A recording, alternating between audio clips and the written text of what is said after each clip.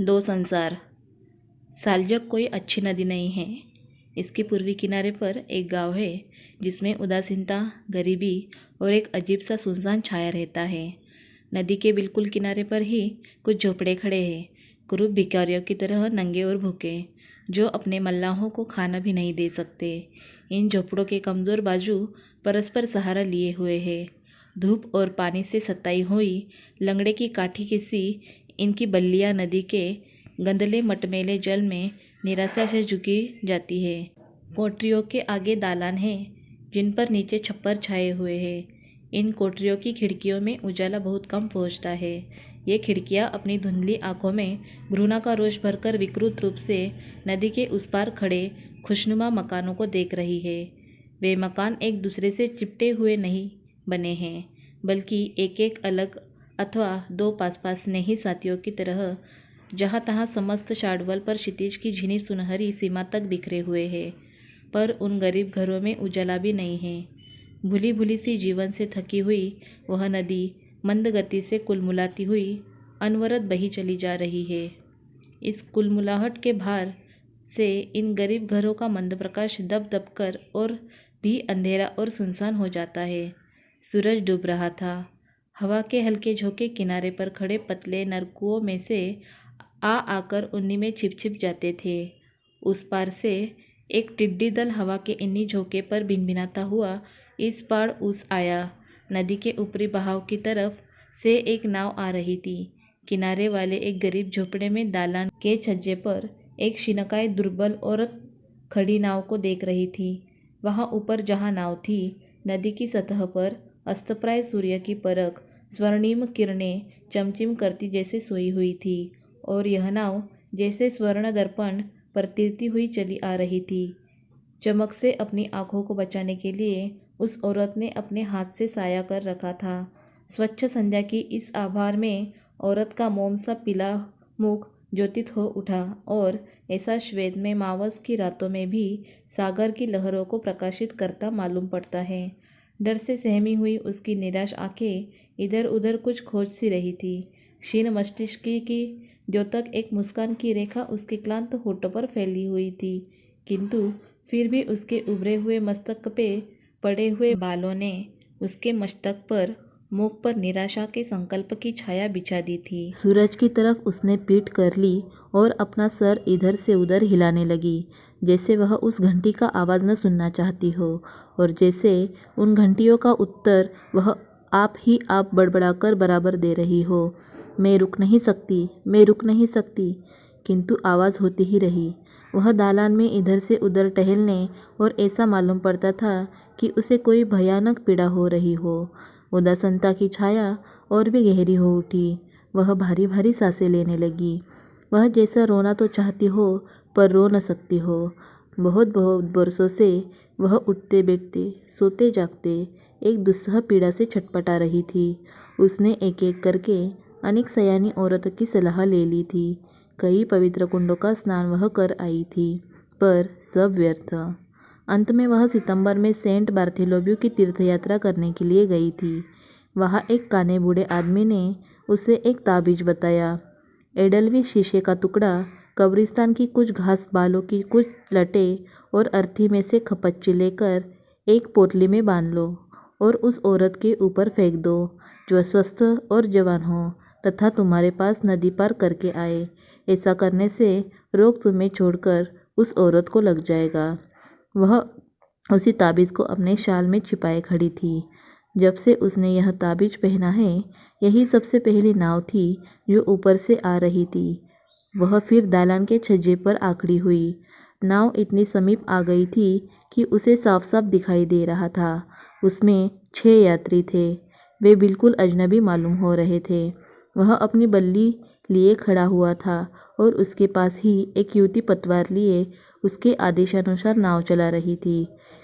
युवती के पास ही एक युवक बेटा उसके नाव परिचालन को देख रहा था। शेष यात्री नाव के बीच में बैठे थे। वह रोगिणी स्त्री छज्जे पर झुक गई। उसके मुख की प्रत्येक रेखा तन गई और उनका हाथ शाल के नीचे था।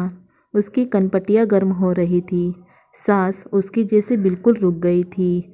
नथुने फड़क रहे थे, आंखें फटी हुई सी थी और इसी दिशा में वह नाव के बिल्कुल अपने नज़दीक आने का इंतज़ार कर रही थी। अब यात्रियों की आवाज़ें कभी कभी कुछ अस्पष्ट और कभी कभी बिल्कुल साफ सुनाई पड़ने लगी थी। सुख उनमें से एक कह रहा था सुख उनमें से एक कह रहा था एक बिल्कुल प्रकृतिवादी धारणा है। न्यू टेस्टामेंट में आप इस शब्द को एक जगह भी नहीं पा सकते। और निर्वाण? किसी दूसरे ने प्रश्न किया। नहीं। अच्छा तो अब सुनो। फिर किसी तीसरे ने कहा, यह सच है कि आदर्श संलाप वही है जो अपने प्रमुख प्रसंग से बराबर दूर हटता ही चला जाए। पर मुझे ऐसा लगता है कि सबसे अच्छा यह हो कि हम फिर उसी विषय को ले लें जिस पर की बातचीत शुरू गई थी। बहुत ठीक। तो ग्रीक लोग नहीं पहने पहल फोइनिशियल लोग। आप फोइनिशियल लोगों के बारे में जानते ही क्या है? कुछ भी नहीं। फिर भी आखिर हमेशा उन्हें आप लोग क्यों भुला देते हैं? नाव अब रोगिणी की झोपड़ी के बिल्कुल सामने आ गई थी। जैसे ही वह वहाँ से गुजरी, किसी ने अपनी सिगरेट जलाई। युवती का मुख उसके अरुणिम प्रकाश में आलोकित हो गया और उस आलोक में उसका भोलापन, ओठों में छुपी सी मुस्कान तथा आकाश के अंधकार को भेदती हुई उसके नेत्रों की स्वप्निल रहस्यमयी दृष्टि चमक उठी। यकायक वह रोशनी बुझ गई। पानी में किसी चीज़ के गिरने की छप से आवाज़ हुई। नाव आगे बढ़ गई। लगभग 1 वर्ष बाद घनघोर काली घटाओं में सूरज डूब रहा था और नदी की काली काली लहरों के ऊपर एक रक्तीम छाया पड़ रही थी। मैदान के ऊपर शीतल समीर का झोंका बह गया। आज उसमें टिड्डियाँ नहीं थी तो केवल नदी की कलमल ध्वनि, और थी नरकुलों की धीमी सनसनाहट भी। दूर एक नाव बहाव की तरफ चली जा रही थी।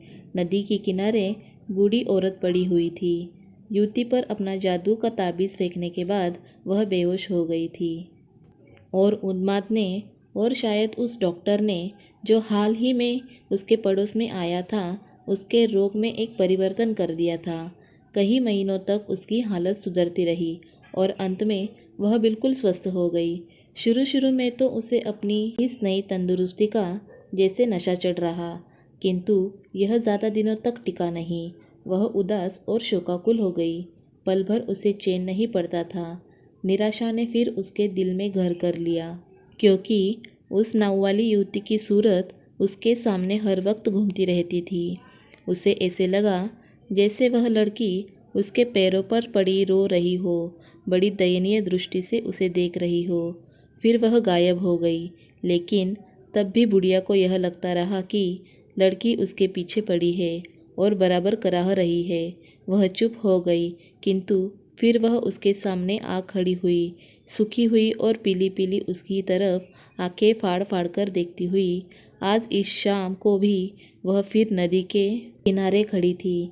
उसके हाथ में एक छड़ी थी, जिससे वह किनारे की कीचड़ में क्रॉस पर क्रॉस बनाती चली जाती थी। बार बार वह उठ खड़ी होती और जैसे कान लगाकर कुछ सुनती। फिर वह एक जगह बैठ गई और झुककर क्रॉस बनाने लगी। तभी गिरजे की घंटी बजने लगी। उसने सावधानी से अंतिम क्रॉस खींचा और छड़ी एक तरफ रखकर घुटने टेके और ईश्वर से प्रार्थना की।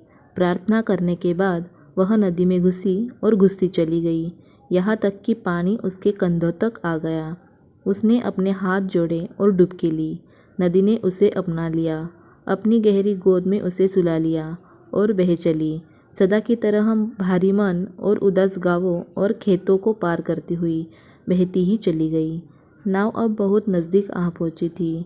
आज भी उस नाव पर वही युवक युवती थे जो साल भर पहले नाव चला रहे थे, पर इस बार वे विवाह के सुखद सूत्र में आबद्ध होकर आनंद मनाने के लिए निकले थे। युवक किनारे की ओर बैठा था और युवती नाव के बीच में रूपहला शाल ओढ़े और सिर पर लाल मोर लगाए बिना पालों के मस्तूल के सहारे टिकी हुई गुनगुना रही थी। बुढ़िया का झोपड़ा पीछे रह गया। नाव आगे बढ़ गई।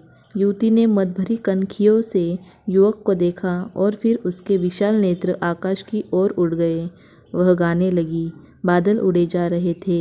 मस्तूल के सहारे खड़ी वह झूम झूम कर गा रही थी, मस्त होकर। एक विजयोल्लास के मधुर सुख से तंत्रित संगीत नदी की लहरों में रल गया और नीरव निशी में गूंज उठा।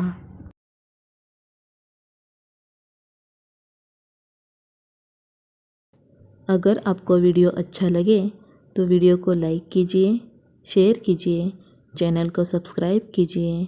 धन्यवाद। Thanks for watching.